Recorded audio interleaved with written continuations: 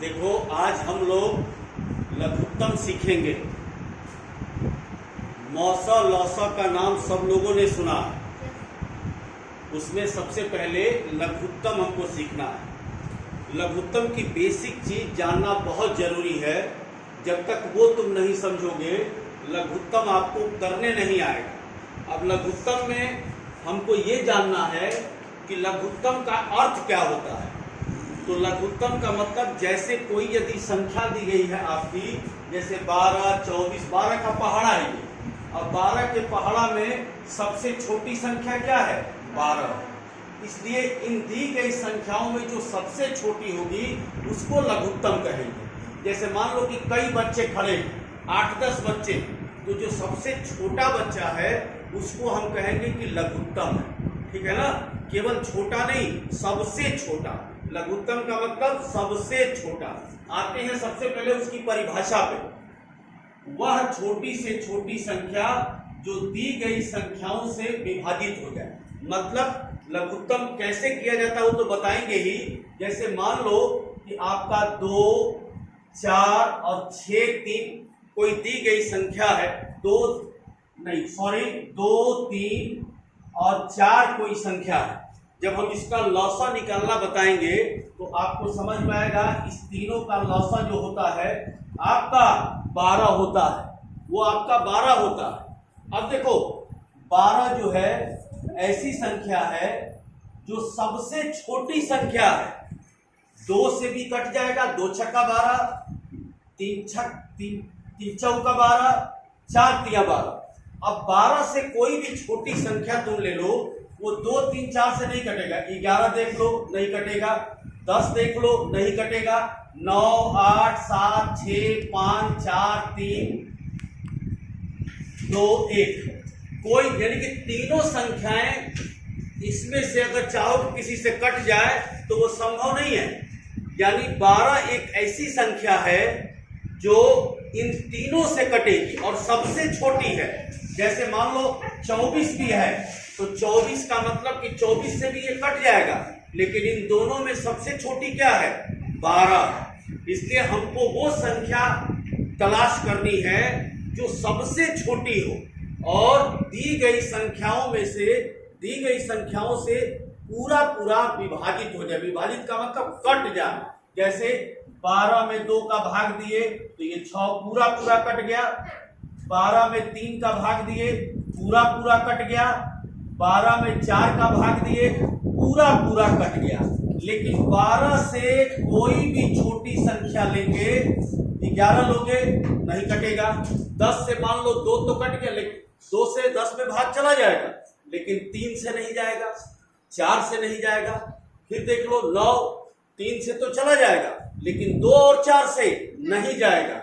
इसी प्रकार 12 से जितनी भी छोटी संख्याएं हैं, आप चाहो कि ये सभी संख्याएं इन संख्याओं से कट जाए तो नहीं कटेगा।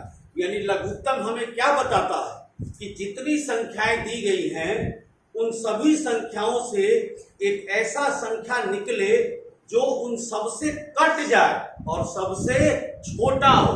इसीलिए उसका नाम क्या रखा गया है? लघुत्तम।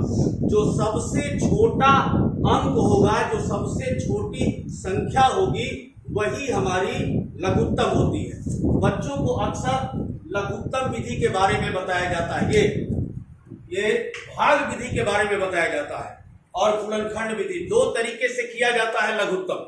और 6, 7, 8 के बच्चों को विधिवत आना चाहिए।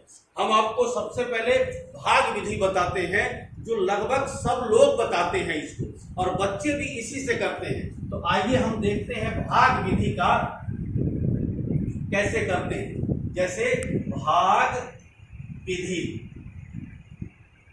मान लो छोटी संख्या एक है आपका, कोई भी छोटी संख्या, मान लो 2, 4, 6।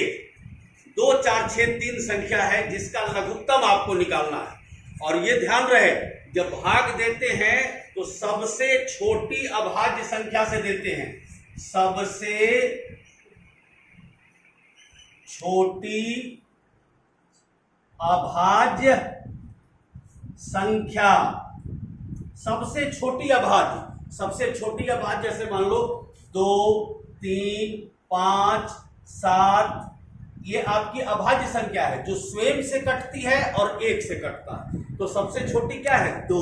तो हम 2 से पहले शुरू करते हैं, उसके बाद फिर 3 पे आते हैं, उसके बाद 4 पे नहीं 5 पे आते हैं। ये ध्यान रखना होगा, अभाज्य संख्या बच्चों को जानना बहुत जरूरी है।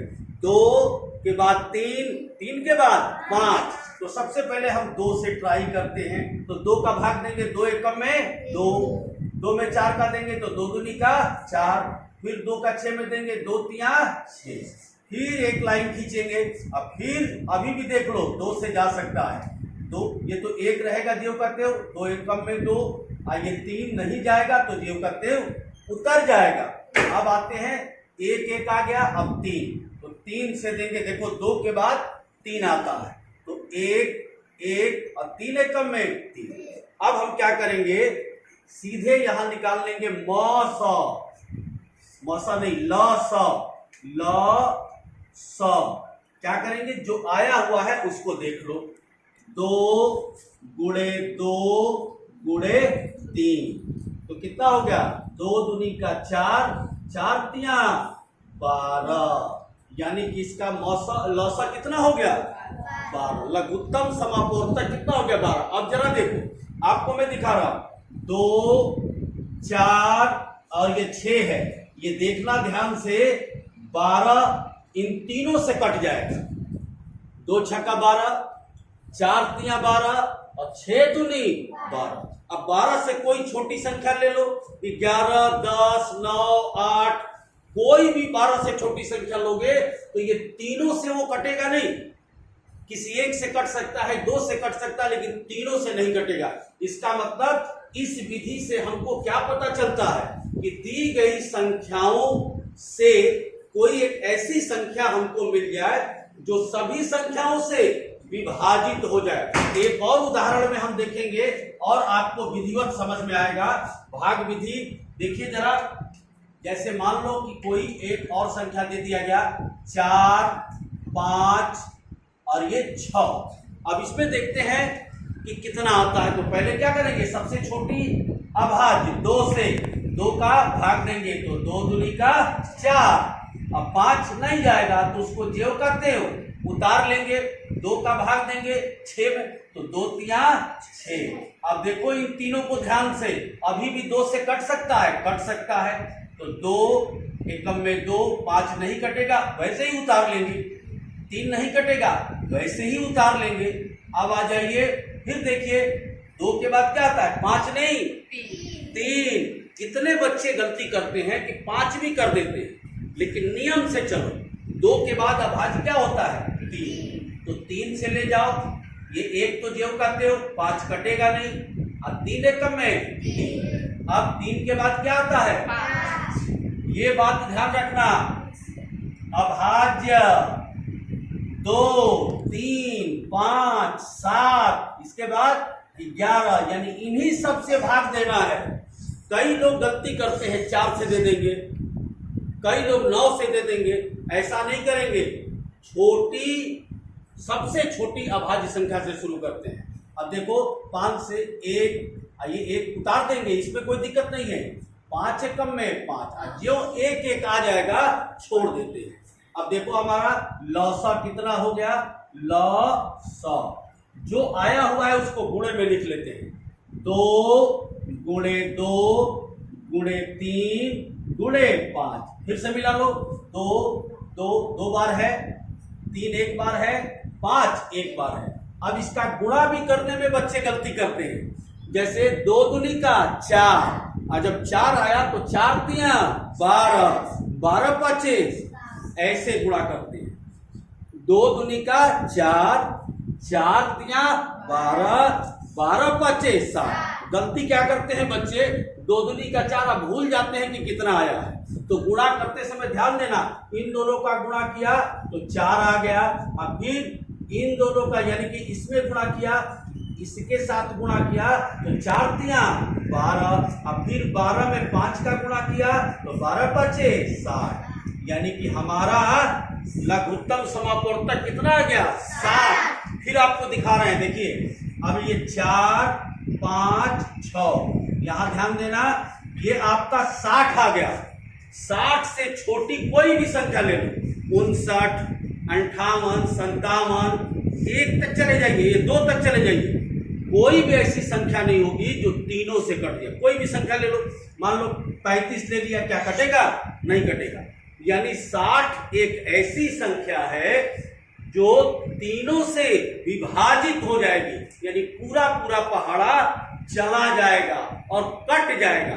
आप चूंकि छोटे बच्चे हैं, बहुत ज्यादा मौसा लौसा के बारे में जानते नहीं हैं, इसलिए आज हम प्रैक्टिस किस पे करेंगे?